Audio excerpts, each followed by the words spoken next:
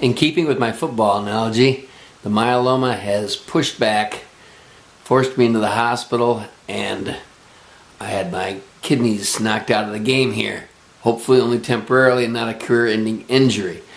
This week we take on the offense here, and to accommodate the loss of the kidneys, we had to incorporate dialysis 3 times a week into the program.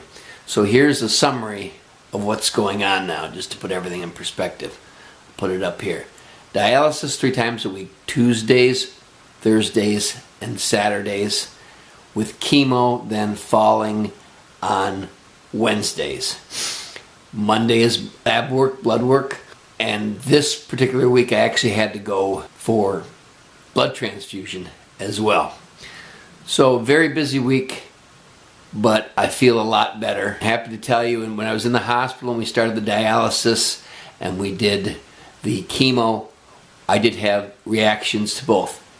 This time I'm happy to report that both from the dialysis standpoint and from the chemo, I had little to no reaction, which was great. They increased the amount of the chemo that I was given per unit time, which actually brought the infusion down to only 4.5 hours, and I had no reactions, which was beautiful. So we'll try to bring that down into 3.5 hour infusion the following week. In terms of dialysis, everything was fine, although they introduced Epogen into the dialysis, which will help. It's a colony stimulating factor, which will help to stimulate hemoglobin production.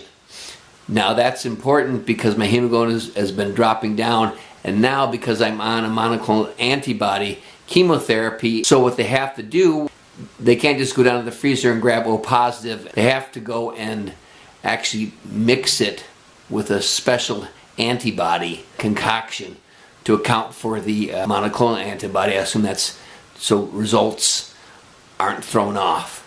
So otherwise it takes quite a period of time to get blood for me to transfuse now. So hopefully with this Epogen that's going to be used at dialysis, I think at every treatment, that should help that aspect, and we won't have to have as many blood transfusions. However, from the Epogen can cause a little bit of nausea, and I did feel when they added that I felt more nauseous even after I left.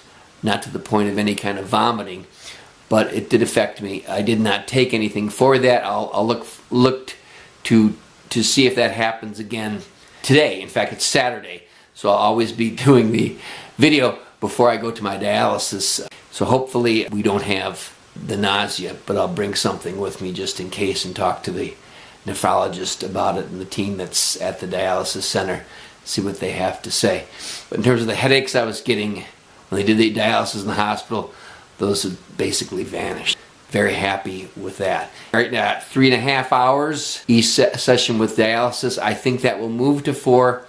We'll see. That's where we're at. We're back on offense now. We're hopefully pushing back on the myeloma, which we have to, and just biding our time and hoping that the kidneys then come back on board. And we'll see what happens over time. I would like your questions and comments, please, as usual, down in the bottom. And we go forward, and I'll talk to you again next week. But we're hopefully now in a little bit of an equilibrium, steady state, and we just march on forward with the chemo and the supporting dialysis. Cheers.